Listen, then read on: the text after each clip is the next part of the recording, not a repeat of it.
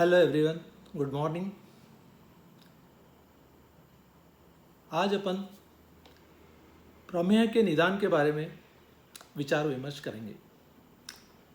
चरकाचार्य जी ने निदान स्थान में प्रमेय के निदान कैसे करना चाहिए, इस बारे में जो बताया गया है उसका अपन विचार करेंगे।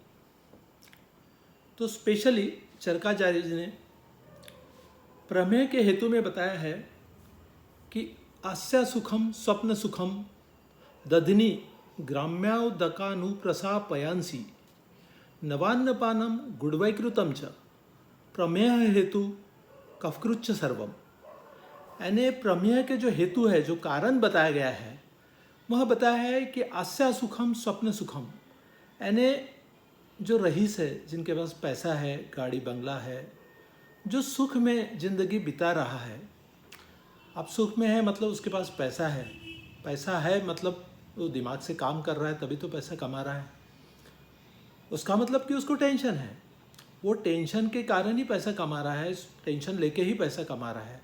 तो जो सुखी है उसको व्यापार का टेंशन है, उसके कारण भी प्रमेय रोग हो सकता है। स्वप्न सुखम, जो रात को खर्राटे के साथ सोता होगा, आराम से नींद लेता होगा, शरीर से मोटा माटा होगा, ऐसे लोगों को प्रमेय होने के चांसेस अधिक होते हैं। दधिनी यानी दही से बनाई हुई चीज़ें अधिक खाता होगा।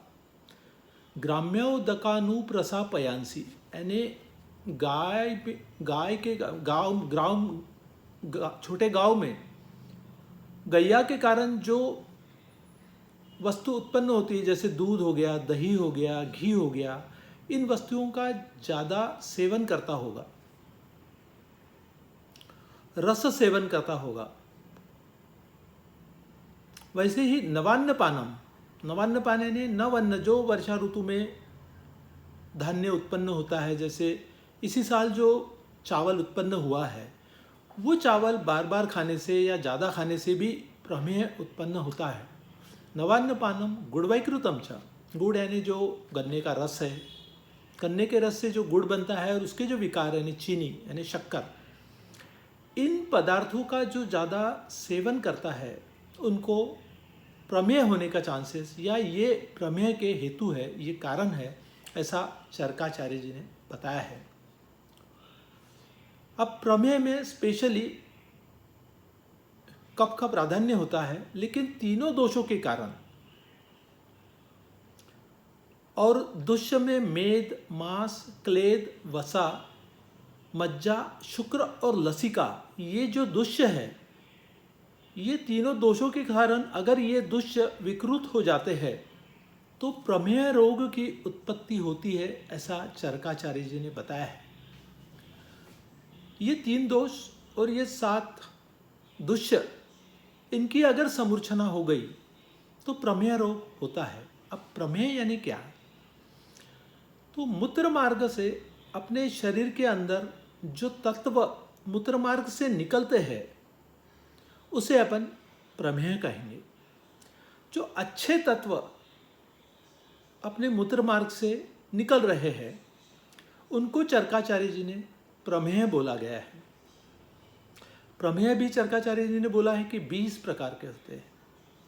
10 प्रमेय कफज होते हैं, 6 प्रमेय पैत्तिक होते हैं, तो 4 प्रमेय प्रकार ये वातज होते हैं, ऐसा चरकाचार्य जी ने सखोल अभ्यास के साथ बताया है।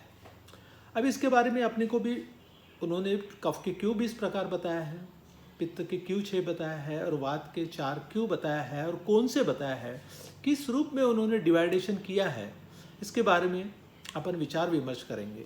तो सबसे पहले अपन लेंगे कफज। कफज प्रमेय है, ये चरकाचार्य जी ने साध्य रोग बताया है कि अगर कफज प्रमेय होता है तो ये साध्य हो जाते हैं। ये 10 प्रकार कौन से हैं? तो उसमें है, एक उदक में है, दूसरा सांद्र में है, दूसरा इक्षुका में है, चौथा सांद्र प्रसाद में है, शुक्ल में है, शुक्र में है, शीत में है, सिकता में है, एक शनय में है, एक अलाल में है, ऐसे 10 प्रकार चरकाचार्य जी ने कफज प्रमेय में बताया है। और कफज प्रमेय है, ये साध्य है, ये रोग दुरुस्त कर सकते हैं, दुरुस्त हो सकता है, ऐसा बताया है। इसमें कफ की प्राधान्यता ज़्यादा होती है। तो सबसे पहले अपन लेंगे कि उदक में है। उदक यानी क्या है? पानी, जल, यानी ऐसे मूत्र जो जल के समान हो, गंध रहित हो, कलर रहित हो, उसमें कोई स्मेल ना हो और ज़्यादा क्वांटिटी में यूरिन आता हो, उसे उदक में है कहेंगे। तो इक्षुका में है। इक्षु यानी गन्ने का रस, गन्ने के रस के समान कलर वाली मूत्र प्रवृत्ति, यानी मूत्र उस कलर का होता है।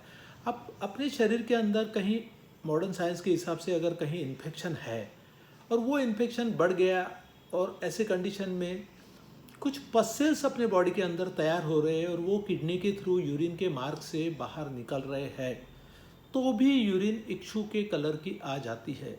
जब यूरिन टेस्ट करते हैं तो उसमें अपने को पता लग जाता है कि कौन सा तत्व जा रहा है और उसके कारण यूरिन का जो कलर बदलता है, वो कलर के कारण उन्होंने बाइफर्गेशन किए हैं। तो उसमें इक्षु एक सांद्र में है।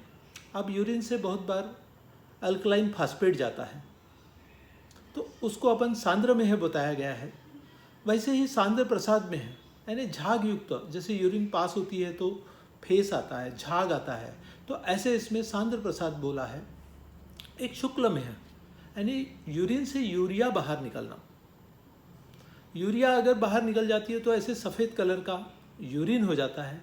तो कलर के भेद से उन्होंने अलग अलग कफज प्रमेय बताया गया है। एक होता है शुक्र में। शुक्र में यानी स्पर्म यूरिन के साथ निकलता है। जनरली 20-22 साल के बच्चों में यूरिन अगर सीमेन की क्वांटिटी ज़्यादा बनती है और एक्साइटमेंट के कारण अगर सीमेन यूरिन से बाहर निकलता है, तो ऐसे कंडीशन में शुक्र में ऐसा कफज व्याधि बताया है, वो साध्य है, दुरुस्त हो सकती है। वैसा शीत में है। बहुत बार अपन फ्रिज का ठंडा पानी पी लेते हैं, जैसे ही फ्रिज का ठंडा पानी पी ले तो अपने को इमीडिएट यूरिन लगती है। यानी बॉडी में कोई अगर शीत द्रव्य ले लिए या ठंडे पानी से अपन हाथ भी ले लिए तो इमीडिएट यूरिन का सेंसेशन आता है और यूरिन ऐसे ठंडी ऐसी यूरिन निकलती है, उसको अपन शीत में है बोलेंगे। एक सीकता में है करके चरकाचार्य जी ने कफज प्रमेय में बताया है। सीकता में एक लक्षण बताया है कि सफ़ेद ऐसे स्टोन युक्त यूरिन आती है, कफ युक्त आती है। तो इसमें कैल्शियम ऑक्जिलेट, जब किडनी में स्टोन हो जाता है या बॉडी के अंदर कैल्शियम यूरिन के थ्रू बाहर निकलती है, तो कैल्शियम मैंने एक पत्थर होता है, वो छोटे छोटे कण के रूप में यूरिन से जब बाहर निकलते रहती है, तो उसमें हल्की सी कभी कभी वेदना भी होती है। और वो छोटे छोटे कैल्शियम के ऑक्जिलेट जब अपन यूरिन टेस्ट करते हैं तो उसमें कैल्शियम के ऑक्जिलेट दिख पड़ते हैं। तो उसमें अब उसको अपन सीकता में चरकाचार्य जी ने बोला है। एक शनय में, शनय में यानी बूंद बूंद यूरिन निकलना। कभी कभी पेशाब करते समय आखिरी में ऐसे बूंद बूंद बूंद बूंद यूरिन निकलती है। उसको अपन प्रोस्टेट ग्लैंड, अगर वार्धक्य यानी उतरती उम्र में अगर प्रोस्टेट ग्लैंड बढ़ गई है तो कभी कभी यूरिन करने में थोड़ी कठिनाई आती है या बूंद बूंद बूंद यूरिन होते रहती है। उसको शनय में है चरकाचार्य ने बोला है, ऐसा मेरा तो भी कहना है। एक आलाल में है, जैसे यूरिन से एल्बुमिन जाना, एल्बुमिनेरिया बोलते हैं उसको। तो एल्बुमिन अगर यूरिन से जाती है तो उसमें आलाल में है करके अपन चरकाचार्य जी ने बताया है, उसको अपन ऐसा इंडिकेट कर सकते हैं। तो ये जो 10 प्रकार चरकाचार्य ने जो बोला है प्रमेय, ये साध्य है, इजीली दुरुस्त हो सकते हैं। उसका उपचार अगर उसका कारण अपन जान ले और वो कारण के हिसाब से, जैसे कफ के कारण है तो उसमें चिकित्सा देने के बाद, जैसे बांस, मेद और क्लेद, अगर उसमें दुष्य अगर विकृत हो गए हैं तो उनकी ट्रीटमेंट देने से वो इजीली दुरुस्त हो सकते हैं। अब प्रमेय में, पैतृक प्रमेय में एक 6 प्रकार के बताया है, वो भी कलर भेद से ही उन्होंने पैतृक, लेकिन इसमें पित्त की प्राधान्यता होती है। पित्त के दोष के कारण लसिका, वसा, क्लेद, शुक्र आदि दुष्यों को समूर्छना के कारण ये लक्षण आते हैं यूरिन से इस टाइप से। तो ये 6 जो बताया है इसमें क्षार में है, काल में है, नील में है, रक्त में है, मंजिष्ठा में है और हरिद्रा में है। ये कलर के हिसाब से इन्होंने बाइफरेशन किए हैं। अभी क्षार में है यानी एक यूरिन जब एसिडिक नेचर की निकलती है, यूरिन में बर्निंग होना, जलन होना, पित्त में नेचुरली पित्त की अगर प्राधान्यता है तो यूरिन में बर्निंग सेंसेशन रहेगा ही। तो एक क्षार युक्त अगर उसमें जनरली एसिडिक नेचर होता है और उसकी जो डेंसिटी यूरिन की वो देखा जाता है और यूरिन का जो नेचर हो वो एसिडिक नेचर रहता है। तो ऐसे कंडीशन में अपन अल्कली दे के या ज़्यादा पानी पी के भी उसको सॉल्व करा सकते हैं। इसमें काल में है बताया है, उसमें गर्म ऐसी उष्ण यूरिन निकलते रहती है। एक नील में है, नीले कलर की यूरिन अगर निकलती है, थोड़ा थोड़ा नीला वर्ण अगर होता है तो भी अपन इसको नील में है चरकाचार्य ने बताया है। एक रक्त में है, रक्त में है यानी रक्त यानी ब्लड, आरबीसीज। यूरिन के अंदर से यूरिन के साथ साथ कभी कभी आरबीसीज निकल आते हैं। अब आरबीसीज बहुत बार किडनी स्टोन हो जाता है, किडनी का कोई शार्प अगर इंटरनल ब्लडर में या किडनी में या कहीं यूरेटर में इंजरी हो गई तो वहाँ से ब्लीडिंग होती है, आरबीसी के कण वहाँ से निकलते हुए यूरिन के साथ बाहर निकलते हैं। ऐसे कंडीशन में all of sudden Lal colour की यूरिन आती है, उसको अपन रक्तमेह बताया गया है, रक्तमेह बोल सकते हैं। बहुत बार ऐसा होता है एक मंजिष्ठा में है, मंजिष्ठा यानी एक डार्क ब्राउन कलर की यूरिन आ सकती है। जैसे कोई रात को किसी ने बहुत वाइन पी लिया है, दारू पी लिया है और अधिक मात्रा में अगर दारू पी लिया है तो सुबह की यूरिन उसकी हल्की सी मंजिष्ठा कलर की होती है, हल्की सी ब्राउनिश होती है, उसको भी अपन मंजिष्ठा में बोल सकते हैं। वैसे हरिद्रा में है, हरिद्रा यानी हल्दी पीले रंग की यूरिन होना। पीले रंग की यूरिन कब हो जाती है? जब यूरिन में बाइल यूरिन के साथ जब बाहर निकलती है, तो ये जनरली पीलिया में देखा जाता है। जॉइंटिस अगर है, ये लीवर में जो ऑब्स्ट्रक्टिव जॉइंटिस होता है, ऑब्स्ट्रक्टिव जॉइंटिस के कारण जो बाइल स्टूल यानी अन्नावह स्रोत से बाहर निकलना चाहिए, पुरुष मार्ग से बाहर निकलना चाहिए, वो न निकलते हुए रक्त में मिक्स हो जाता है अवरोध के कारण। और रक्त में मिक्स होकर रक्त जब किडनी में फिल्ट्रेशन हो जाता है तो उसमें जो बाइल जो एक्सिस होता है वो यूरिन के थ्रू बाहर निकलता है और वो बाइल यूरिन के थ्रू बाहर निकलने से यूरिन का कलर येलो आ जाता है। ये सब आप जानते हैं। उसको पैतिक में चरकाचार्य ने जो बोला है, ये थोड़े याप्य बताया है। चरकाचार्य जी ने ये जो डिसीज बताया है ये याप्य है, यानी बहुत कठिनता से ये दुरुस्त होते हैं। इनको दुरुस्त करना थोड़ा सा कठिन हो जाता है। उनकी दोष दाशु समूर्छना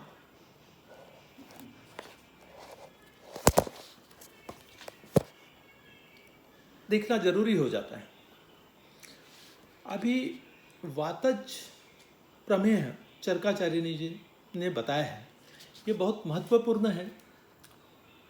इसमें विशेषतः वसा, दुष्य, क्लेद, मांस, शुक्र और लसिका ग्रंथि, ये दुष्यों का वात के साथ समूर्छना होती है और उसके कारण जो प्रमेह बताया गया है वो बहुत कठिन है, असाध्य ऐसा प्रमेय चरकाचार्य जी ने बताया है।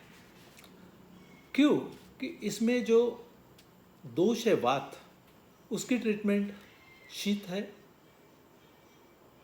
उष्ण ट्रीटमेंट है वात की, और ये जो क्लेद वगैरह जो है, जो दुष्य है, उनकी ट्रीटमेंट विरुद्ध बनती है। तो ऐसे कंडीशन में ये जो 4 वातज प्रमेय बताया गया है उसमें स्पेशली वसा में है,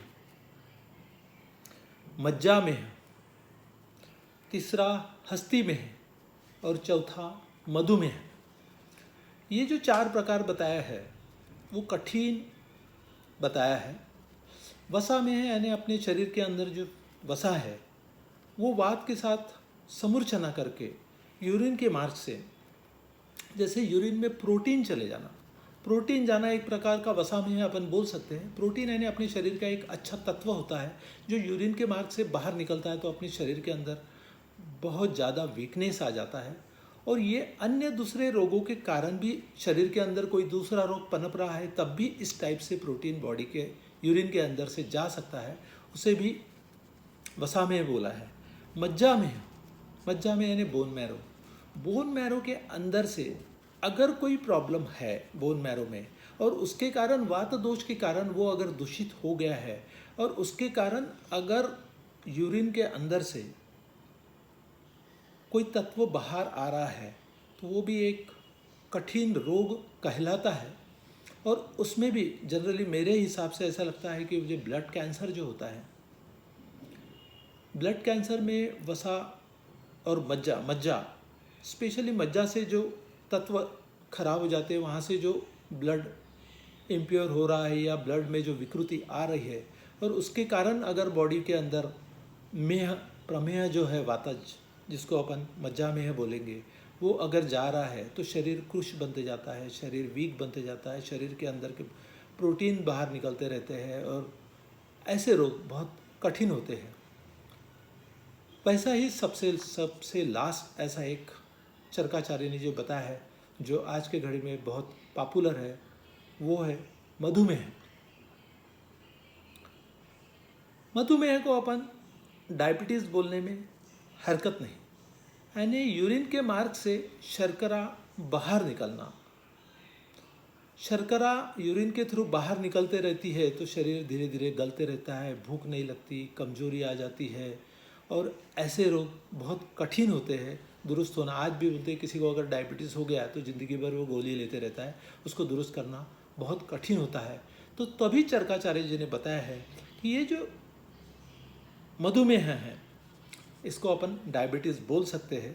तो ये जो डायबिटीज़ है, ये जो मधुमेह है, इसको दुरुस्त होने के लिए उसमें यूरिन में शर्करा निकलती रहती है। शर्करा तो मीठी होती है स्वाद में, तो अगर यूरिन अपन कहीं कर लेते हैं तो चींटियाँ लग जाती है। ये इसकी प्राइमरी सिम्टम्स दिख जाते हैं और चींटियाँ लग गई तो ये समझ जाना कि अपने को यूरिन से शर्करा जा रही है। तो ऐसे कंडीशन में इमीडिएट पूर्ण ट्रीटमेंट के लिए अपन तैयार हो जाना चाहिए। तो चरकाचार्य जी ने ये जो 20 रोग प्रमेह के 20 प्रकार बताया है, यह वातज बहुत कठिन है, पैत्तिक याप्य है, तो कफज ये साध्य है। तो इनमें इंटरनल अपने शरीर के अंदर अलग अलग रोगों के कारण यूरिन में जो तत्व बाहर निकलते हैं उसी को प्रमेह बोला गया है। और इसमें अपन ज़्यादा विचार विमर्श करेंगे मधुमेह को। मधुमेह यानी डायबिटीज़ उस वक्त चरकाचार्य जी ने यूरिन के थ्रू डायग्नोसिस करने के लिए बोला है, लेकिन आज का मॉडर्न साइंस डायबिटीज़ को डायग्नोसिस करने के लिए ब्लड की हेल्प लेता है। ब्लड में शुगर अगर आ गया है तो यूरिन में बाद में आता है, सबसे पहले तो ब्लड में ही दिख जाता है वो। तो ब्लड टेस्ट करते हैं तो ब्लड टेस्ट में ही शुगर की लेवल 120, 130 के 40 के ऊपर अगर जाती पोस्ट मील और 110 के ऊपर अगर फास्टिंग आती है तब भी उसे अपन मधुमेह करते हैं। लेकिन जब तक यूरिन में नहीं आती, चरकाचार्य जी ने बताया है कि यूरिन में अगर आती है उसी को अपन मधुमेह बोलेंगे। लेकिन मॉडर्न साइंस पहले ही ब्लड में से शुगर को टेस्ट कर लेती है और आपको मधुमेह होने वाला है या हो गया है ये सब जानने के लिए अभी एडवांस टेक्नोलॉजी आ चुकी है, उससे भी अपन पता लगा सकते हैं। उससे भी ऊपर एक टेस्ट आ गई है HbA1c, ग्लाइकोसाइड हीमोग्लोबिन, यानी हीमोग्लोबिन के अंदर कि RBC सेल्स जो होते हैं अपने बॉडी के अंदर, वो जब बोन मैरो में तैयार होते हैं और RBC जब तैयार होते हैं तो अपने बॉडी के अंदर जो भी कुछ शर्करा होती है वो शर्करा भी वो RBC सेल्स के अंदर होते हैं और RBC सेल अपने बॉडी के अंदर 3 महीने बाद डिस्ट्रॉय होता है। यानी आपने शरीर के अंदर जो हीमोग्लोबिन RBC सेल्स की लाइफ 3 महीने होती है और जब RBC पैदा होता है बोन मैरो के अंदर तो अपने बॉडी के अंदर जो भी ग्लूकोज लेवल होगी वो लेवल के हिसाब से RBCs में ग्लूकोज होता है और वो 3 महीने तक RBC का सेल्स अपने बॉडी में घूमते रहता है। हर दिन RBCs तैयार होते हैं और हर दिन RBCs डिस्ट्रॉय भी होते हैं। हर 3 महीने में RBCs तैयार होते रहते हैं, हर 3 महीने में RBCs डिस्ट्रॉय भी होते रहते हैं। तो ऐसी एक टेस्ट अभी शुगर की निकली है कि आरबीसी के अंदर भी ग्लूकोज होता है। तो HbA1c करके एक ऐसी टेस्ट है जो आपको 3 महीने पहले आपके शरीर में ग्लूकोज की लेवल कितनी थी वो जानने के लिए महत्वपूर्ण होती है। तो आज अपन फास्टिंग और पोस्ट मील करते हैं, उससे आज की पोजीशन मालूम हो जाती है, लेकिन पिछले 10 दिन पहले या 15 दिन पहले या 2 महीने पहले आपने कितना मीठा खाया, आपके अंदर बॉडी की शुगर की परसेंटेज क्या थी, ये भी जानने के लिए मॉडर्न साइंस ने अभी नए टेस्ट निकाले हैं। उसे अपन HbA1c बोलेंगे। और HbA1c ये बॉडी के अंदर आरबीसीज के अंदर पिछले 3 महीने आपके शरीर के अंदर ग्लूकोज की लेवल क्या थी। जनरली उसकी वैल्यू 5 to 6.3 ये नॉर्मल मानी गई है। अगर 6.3 के ऊपर आपकी HbA1c आती है या 6.3 के करीबन आते हैं तो आप प्री डायबिटिक कहला सकते हो कि आपको डायबिटीज़ होने वाला है। अगर आपकी ये 3 महीने की जो टेस्ट है HbA1c ये अगर 6.3 से ऊपर जाती है, 7 जाती है, 7.5, 8, 9, 10 या जो भी है इसके ऊपर अगर जाती है तो आप डायबिटिक है ये माना जाता है। तो आपको ऐसे कंडीशन में इमीडिएट ट्रीटमेंट लेके उसको 6.3 के अंदर ही लाना पड़ता है। पोस्ट मील और फास्टिंग ये टेस्ट सिर्फ उस दिन की पोजीशन कहलाती है, लेकिन HbA1c एक ऐसी टेस्ट है कि जो अपने बॉडी के अंदर की 3 महीने की शुगर की लेवल पता लगती है। इससे भी एक एडवांस एक टेस्ट है जो फास्टिंग इंसुलिन करते हैं। अपने बॉडी के अंदर इंसुलिन सिक्रेट होता है जब जब अपन जो कुछ ग्रहण करते हैं, अनाज ग्रहण करते हैं, जो कुछ भी सेवन करते हैं, चाहे फलाहार हो या कुछ हो, तो अपने बॉडी के अंदर पेनक्रियास से इंसुलिन का सिक्रेशन होता है। पेनक्रियास से स्पेशली इजलेट ऑफ लैंगरहैंस के बीटा सेल्स से इंसुलिन सिक्रेट होता है। वो इंसुलिन कब और कितना सिक्रेट होता है और दिन भर में अपने शरीर के अंदर क्या लेवल इंसुलिन के रहना चाहिए वो देखने के लिए भी फास्टिंग में एक ब्लड इंसुलिन टेस्ट होती है। वो जनरली 9-10 रहना चाहिए, उससे नीचे रहना चाहिए। लेकिन जो बार बार खाता है, बार बार अन्न का ग्रहण करता है, हर 2 घंटे में कुछ न कुछ खाते रहता है, ऐसे कंडीशन में उनके शरीर के अंदर इंसुलिन की लेवल थोड़ा ऊपर रहती है। ऐसे लोगों को डायबिटिक होने के चांसेस ज़्यादा होते हैं, वो प्री डायबिटिक हो सकते हैं। तो वो अगर मालूम करा लिए तो अपना शुगर या अपना आने वाला जो डायबिटीज़ है या मधुमेह है उसको अपने को कंट्रोल करने के लिए हेल्प हो जाता है। तो इस टाइप से टेस्ट होते हैं और उसकी लेवल क्या होती है वो भी अब मैंने आपको बता दिया कि इंसुलिन अगर बार बार खाते हो, कुछ भी आप खाते हो तो आपको इंसुलिन सिक्रेट होता है आपके बॉडी के अंदर। और ये बार बार दिन में अगर 4 बार 5 बार खाते हैं तो इंसुलिन सिक्रेट होगा और धीरे धीरे अपनी बॉडी के अंदर के फैट को अगर नहीं पचा ग्लूकोज को नहीं पचा पाया तो धीरे धीरे अपना बॉडी मोटी हो जाती है, फैट बढ़ जाता है और अपने शरीर के अंदर शुगर का लेवल और भी बढ़ते रहता है और अनेक दूसरे प्रॉब्लम आ जाते हैं। तो यहाँ अपन निदान की बात करेंगे, डायग्नोसिस की बात करेंगे। तो प्रमेय के जो निदान में विशेषतः प्रमेय यानी सभी कफज प्रमेय यानी डायबिटीज़ नहीं, पैथिक प्रमेय यानी डायबिटीज़ नहीं, तो स्पेशली वातज जो प्रमेय मधुमेह कहलाता है वही उसी को अपन डायबिटीज़ बोलेंगे। और ये मेह किस टाइप से होता है ये अभी आपको बता दिया है।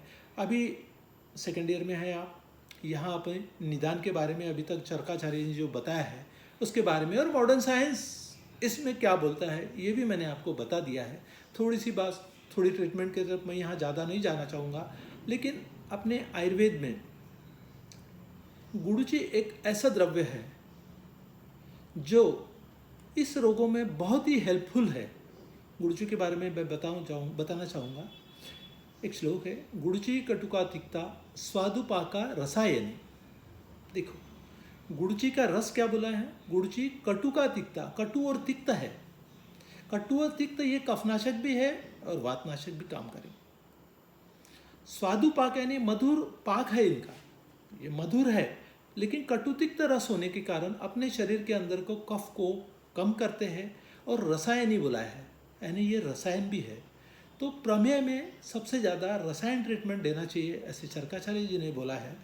तो गुड़ची कटुकातिकता स्वादुपाका रसायन यानी गुड़वेल या ऐसा एक ड्रग है, बहुत अच्छा प्रमेय में काम करता है। स्पेशली प्रमेय के बारे में चरकाचार्य जी ने जो बताया है, तो इसके स्थान जो बताया है, बस्ती स्थान और किडनी का स्थान और बस्ती स्थान, यहाँ इस जो ट्रैक्ट है, ये ट्रैक्ट में प्रमेय रोग ज़्यादातर होता है।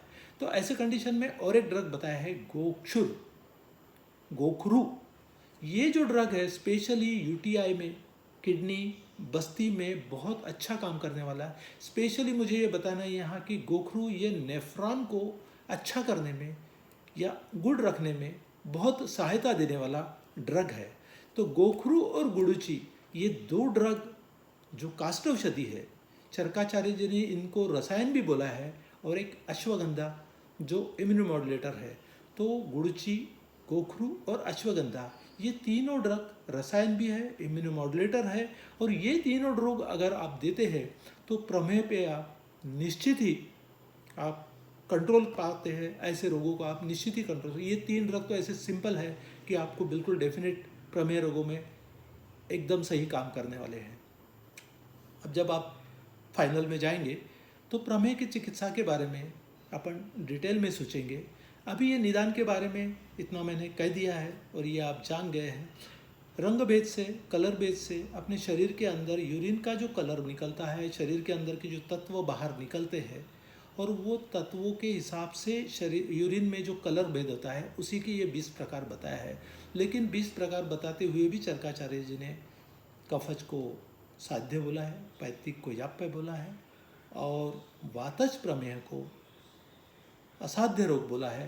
तो ये कठिन रोगों में जो 4 है उसके बारे में अपने को निदान करते, तो मुझे ऐसा लग रहा है कि कैंसर जैसे रोग, प्रोटीन जाना, ल्यूकोमिया, ये जो वातज प्रमेय बताया है, इसमें जनरली बहुत बार ऐसा होता है पेशेंट जब बेड पे या किसी को ऑपरेशन हुआ रहता है तो बेड पे एक यूरिन की कैथेटर लगी हुई रहती है और एक पेशाब की थैली रखती है। सुबह से देखो तो पेशाब की थैली में यूरिन जमा होता है। बहुत बार अगर पेशेंट ने पानी कम पिया या बहुत बार ड्रग दिए जाते हैं और ड्रग के कारण भी यूरिन का colour dark brown, green, yellow, अलग अलग टाइप का यूरिन का कलर अपने को दिख जाता है। तो उसी के कारण अपने को समझ में आता, जिसका यूरिन अगर वाटरी आ रहा है, सही आ रहा है, तो ये समझ जाइए कि उसके वो यूरिनरी ट्रैक्ट सही है और उसका रोग कंट्रोल में होते जा रहा है। तो बस आप ये निदान के बारे में, आप सेकेंड ईयर में हैं तो चरकाचार्य जी ने इतना जो बताया है वो आज का टॉपिक मैं समझूंगा कि समाप्त हो रहा है, और प्रमेय के बारे में आप बहुत अच्छे से जान गए हैं। और आज का टॉपिक यही मैं समाप्त करता हूँ। धन्यवाद।